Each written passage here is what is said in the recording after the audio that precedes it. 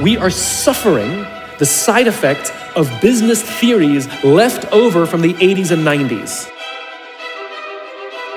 So we in leadership are always criticizing the people. We're always saying we've got to get the right people on the bus. But the reality is it's not the people, it's the leadership. We all have the capacity to be a leader. Doesn't mean everybody should be a leader.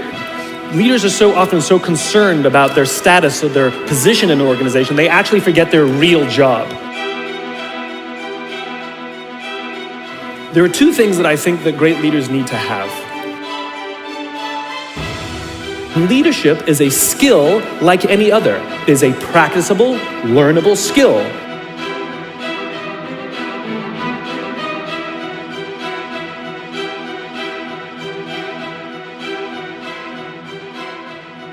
There are two things that I think that great leaders need to have: empathy and perspective. And I think these things are very often forgotten. Leaders are so often so concerned about their status or their position in an organization, they actually forget their real job. And the real job of a leader is not about being in charge, it's about taking care of those in our charge. And I don't think people realize this, and I don't think people train for this. When we're junior, our only responsibility is to be good at our jobs. That's all we really have to do. And some people actually go get advanced educations so that they can be really good at their jobs, accountants or whatever, right?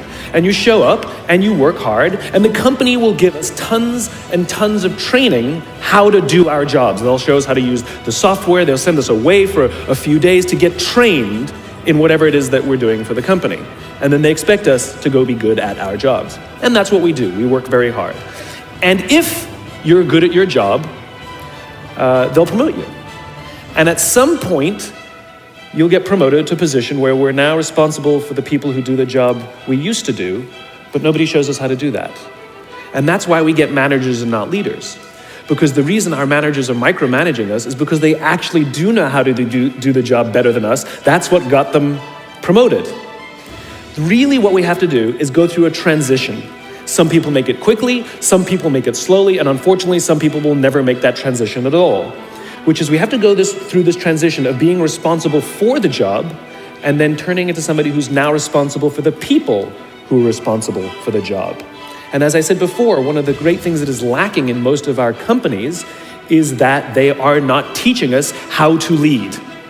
And leadership is a skill like any other. It is a practicable, learnable skill. And it is something that you work on. It's like a muscle. If you practice it all the days, you will get good at it and you will become a strong leader. If you stop practicing, you will become a weak leader. Like parenting, everyone has the capacity to be a parent. Doesn't mean everybody wants to be a parent, and doesn't mean everybody should be a parent. Leadership is the same. We all have the capacity to be a leader. Doesn't mean everybody should be a leader, and it doesn't mean everybody wants to be a leader. And the reason is because it comes at great personal sacrifice. Remember, you're not in charge, you're responsible for those in your charge. That means things like when everything goes right, you have to give away all the credit. And when everything goes wrong, you have to take all the responsibility. That sucks, right? It's things like staying late to show somebody what to do. It's things like when something does actually break, when something goes wrong, instead of yelling and screaming and taking over, you say, try again. When the overwhelming pressures are not on them, the overwhelming pressures are on us. At the end of the day, great leaders are not responsible for the job. They're responsible for the people who are responsible for the job. They're not even responsible for the results. I'll tell you a true story. A few months ago, I stayed at the Four Seasons in Las Vegas. It is a wonderful hotel. And the reason it's a wonderful hotel is not because of the fancy beds. Any hotel can go and buy a fancy bed. The reason it's a wonderful hotel is because of the people who work there. If you walk past somebody at the Four Seasons and they say hello to you, you get the feeling that they actually wanted to say hello to you. It's not that somebody told them that you have to say hello to all the customers, say hello to all the guests, right? You actually feel that they care.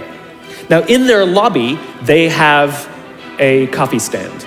And one afternoon, I went to buy a cup of coffee, and there was a barista by the name of Noah who was serving me. Noah was fantastic.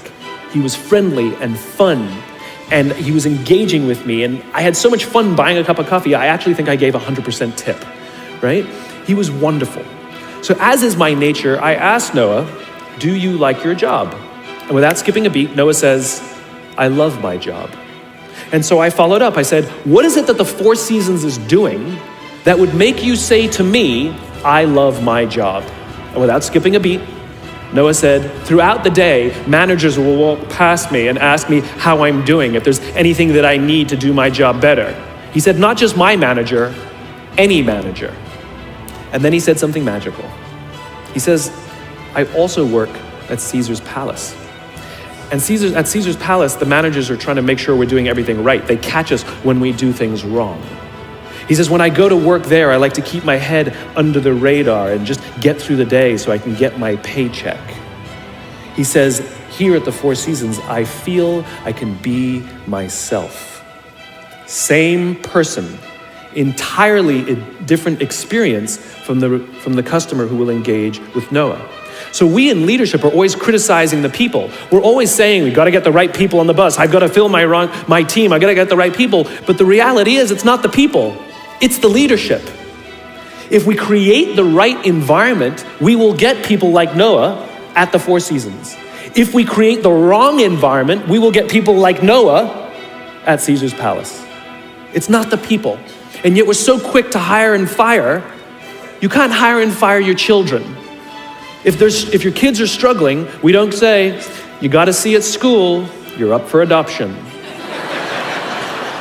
So why is it that when somebody has performance problems at work, why is it that our instinct is to say, you're out? We do not practice empathy. What does empathy look like? Here's the lack of empathy. This is normal in our business world. You walk into someone's office, someone walks into our office and says, your numbers have been down for the third quarter in a row. You have to pick up your numbers, otherwise I can't guarantee what the future will look like. How inspired do you think that person is to come to work the next day? Here's what empathy looks like. You walk into someone's office, someone walks into your office and says, your numbers are down for the third quarter in a row. Are you okay? I'm worried about you. What's going on? We all have performance issues. Maybe someone's kid is sick. Maybe they're having problems in their marriage. Maybe one of their parents is dying. We don't know what's going on in their lives. And of course it will affect performance at work. Empathy is being concerned about the human being, not just their output. We have, for some reason, our work world has changed over the past 20 and 30 years. We are suffering the side effects of business theories left over from the 80s and 90s. And they are bad for people, and they are bad for business. Let me give you an example. The concept of shareholder supremacy was a theory proposed in the late 1970s. It was popularized in the 80s and 90s. It is now standard form today. You talk to any public company and you ask them their priority and they say maximize shareholder value. Really? That's like a coach prioritizing the needs of the fans over the needs of the players. How are you going to build a winning team with that model? But that's normal today. We don't even perceive it as broken or damaged or wrong or outdated. Remember, the 80s and 90s were boom years with relative peace and a kinder, gentler Cold War. Nobody was practicing hiding under their desks in school anymore. We are no longer in those times. These are no longer boom years. These are no longer peaceful times, and those models cannot work today, where how would any of us ever stand up and admit, I made a mistake?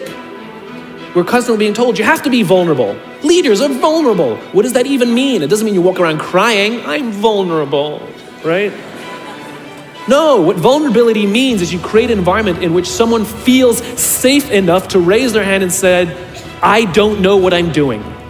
You've given me a job and I haven't been trained to do it. I need help. I made a mistake. I screwed something up.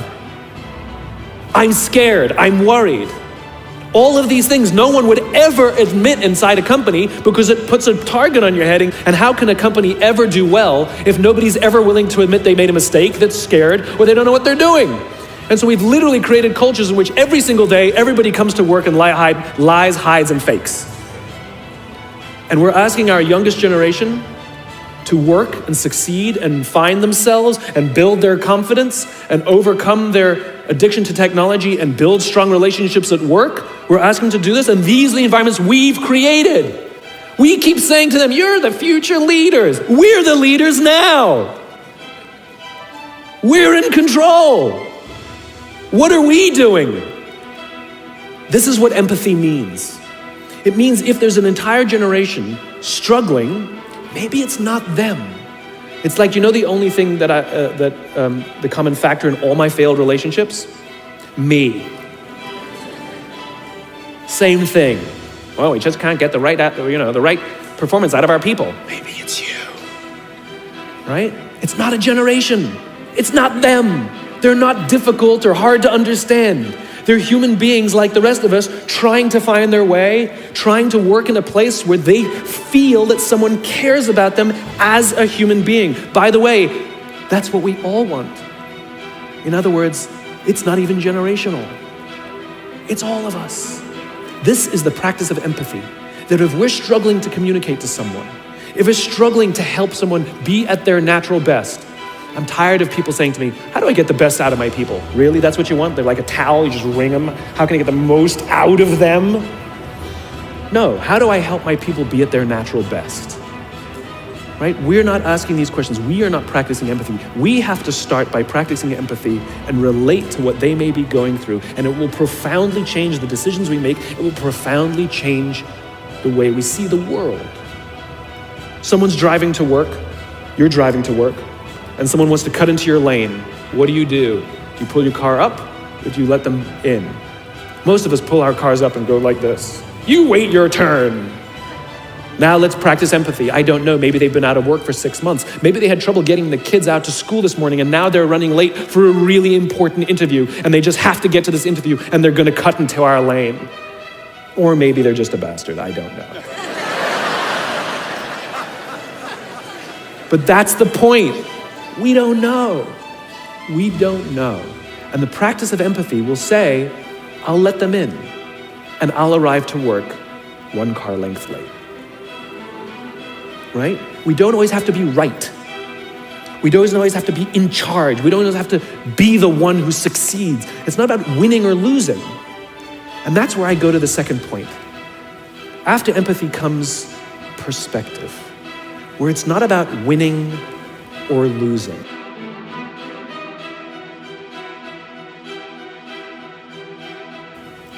In game theory, there are 2 kinds of games. There are finite games and there are infinite games. And this is how you're going to change your perspective, right? A finite game is defined as known players, fixed rules, and an agreed upon objective. Baseball, for example. We know the rules, we all agree to the rules, and whoever has more runs at the end of 9 innings is the winner, and the game is over. No one ever says, if we can just play 2 more innings, I know we can come back. It doesn't work that way. The game is over, right? That's a finite game. Then you have an infinite game. Infinite games are defined as known and unknown players. The rules are changeable, and the objective is to keep the game in play, to perpetuate the game. When you pit a finite player versus a finite player, the system is stable. Baseball is stable, right?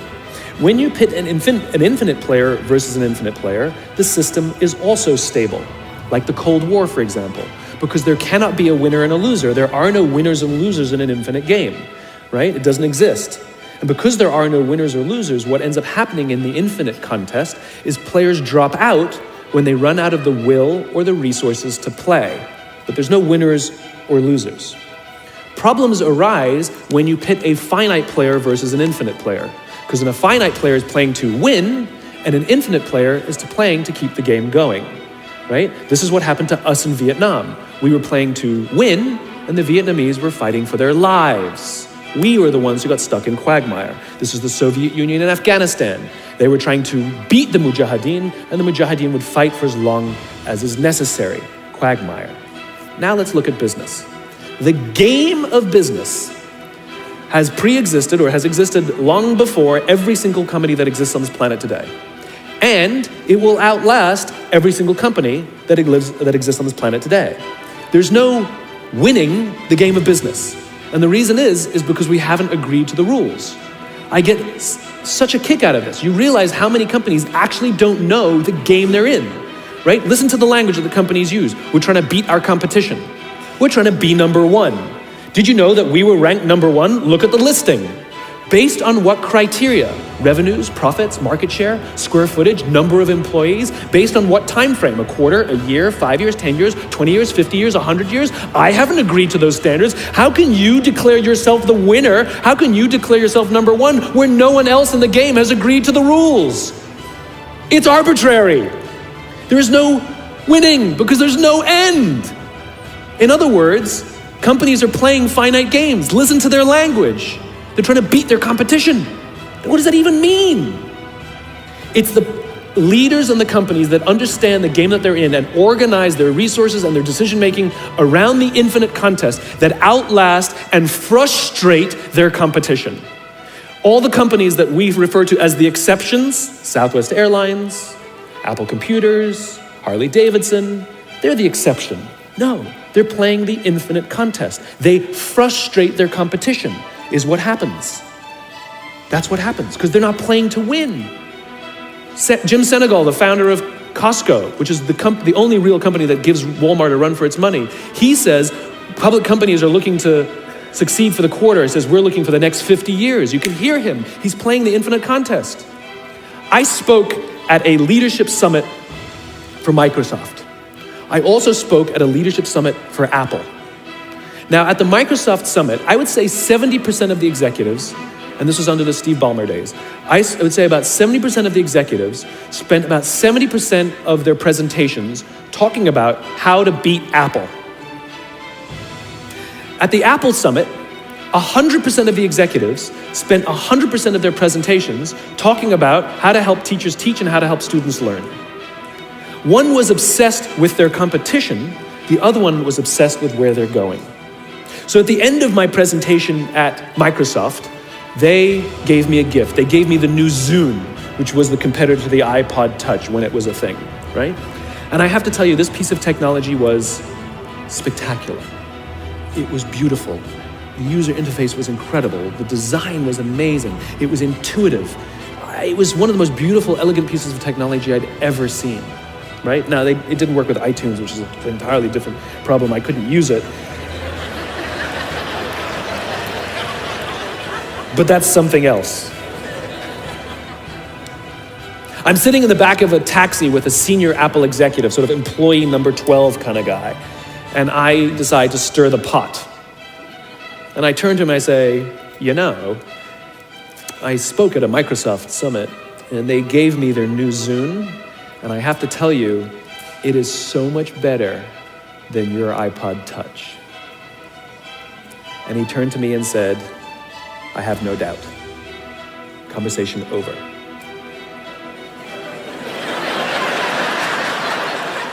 Because the infinite player isn't playing to be number one every day with every product. They're playing to outlast the competition. If I had said to Microsoft, oh, I've got the new iPod Touch, it's so much better than your new Zune, they would have said, can we see it? What does it do? We have to see it. Because one is obsessed with their competition, the other is obsessed with why they do what they do, the other is obsessed with where they're going. And the reason Apple frustrates their competition is because secretly, they're not even competing against them. They're competing against themselves. And they understand that sometimes you're a little bit ahead, and sometimes you're a little bit behind. And sometimes your product is better, and sometimes you're not. But if you wake up every single morning and compete against yourself, how do I make our products better than they were yesterday? How do I take care of our customers better than we did yesterday? How do we advance our cause more efficiently, more productively than we did yesterday? How do we find new solutions to advance our calling, our cause, our purpose, our belief, our why every single day? What you'll find is over time, you will probably be ahead more often. Those who play the infinite game understand it's not about the battle, it's about the war. And they don't play to win every day. And they frustrate their competition until their competition drops out of the game. Every single bankruptcy, almost every merger and acquisition is basically a company saying we no longer have the will or the resources to continue to play, and we have no choice to either drop out of the game or merge our resources with another player so that we can stay in the game. That's what that is. And if you think about the number of bankruptcies and mergers and acquisitions, it's kind of proof that most companies don't even know the game they're in. You want to be a great leader, start with empathy. You want to be a great leader, change your perspective and play the game you're actually playing. Thank you very much.